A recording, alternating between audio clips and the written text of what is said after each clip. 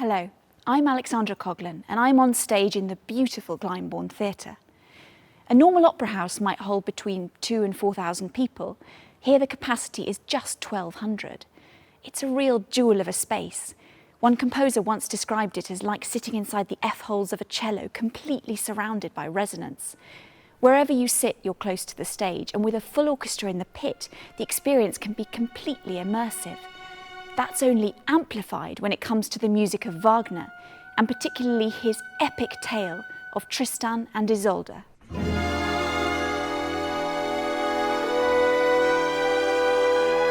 Tristan is a giant of the repertoire. There's really nothing else quite like it. It's a completely unified work. The psychology of the characters is absolutely woven through the score itself. The whole opera is a metaphor for unfulfilled desire. Over 4.5 hours, you're held suspended, waiting for musical and dramatic resolution. The tragedy of Tristan and Isolde was a popular Arthurian romance during the 12th century, but its roots stretch back much further into Celtic legend. On behalf of his uncle, King Mark, the knight Tristan is sent to Ireland to ask for the Princess Isolde's hand in marriage.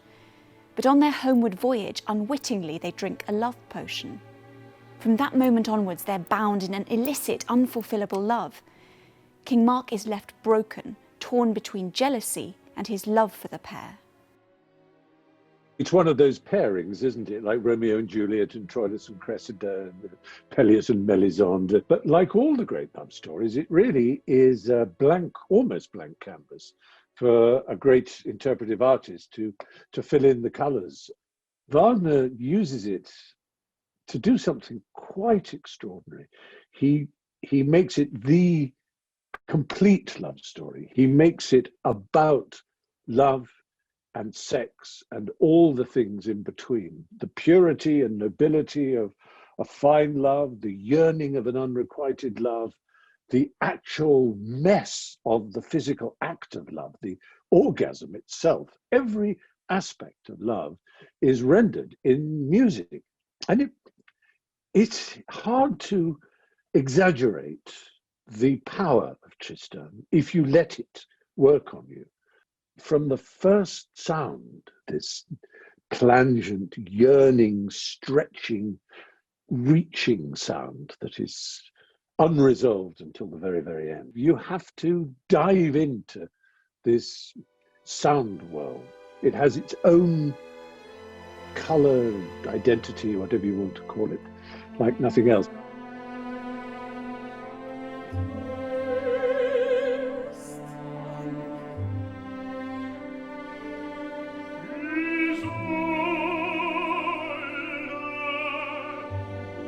I love the idea that people initially particularly were responding so physically. It was under the skin. What is it, do you think, in the piece that gets you? His music has a power to disturb the emotions, which is kind of beyond reason and beyond explanation. If I think of Wagner, I think of a turgid, pompous, bombastic bore.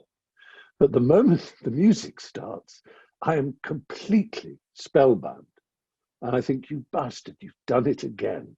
Everything about you is monstrous. His sort of pseudo-intellectual pomposity, his arrogance, his anti-Semitism, his intolerance of all kinds of things. He's just a ghastly figure in so many ways. And yet, that, when the prelude to Tristan begins, I am taken somewhere else. The whole 3 acts are something you just have to submit yourself to.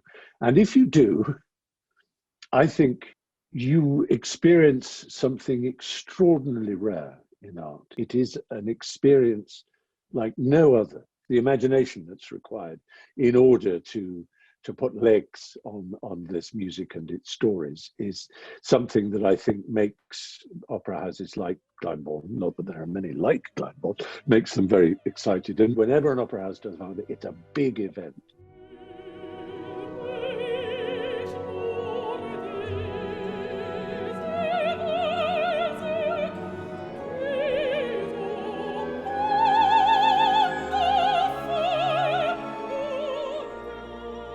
It's impossible to overstate Wagner's influence on music, the extent to which he threw everything up in the air.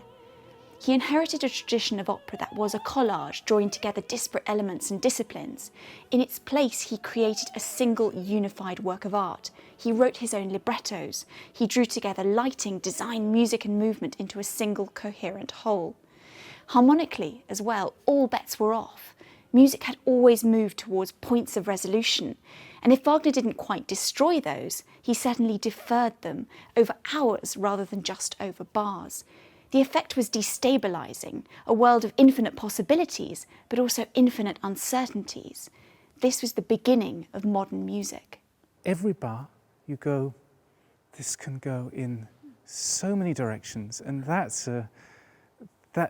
is something which would presumably keep you coming back as well. The idea of possibility for interpretation as well.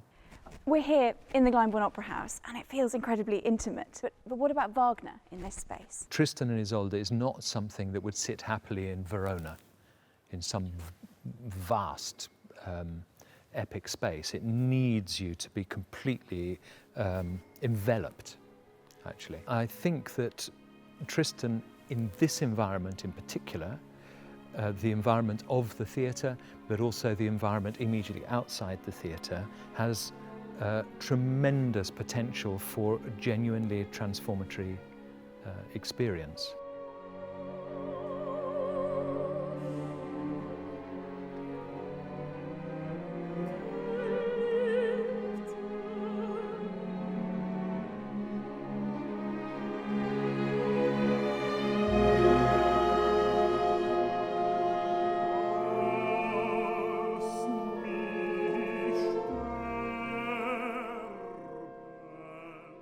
You really do feel at the heart of it, don't you? It's not new, it's not old, but there's something about the reflection of sound, the reverberations, that for me feels sort of mythic and beautiful about the space, purely romantically speaking. And then when I think of in the pit and the complexity of the score, what this theatre does is it enables the music to have an incredible microscope where you hear detail counterpoint lines which can connect with the singers on the stage, but also there's room for the music to breathe. I'm sure there will be some first-time Tristan goers, some first-time Wagner goers here. I think we get a bit hung up on it's difficult, it's long, it's complex. What would you say to them to make them feel at ease with this experience or to guide them through it? It's not about understanding everything beforehand so you can sort of stroke your Wagnerian beard and go, ah, yes, I know that bit. It's not about that. It's about giving yourself the best possible new experience. And this is the ideal place. You can be relaxed, you've got time, you've got space, and probably you've taken a complete day. And that's a good way to approach this piece.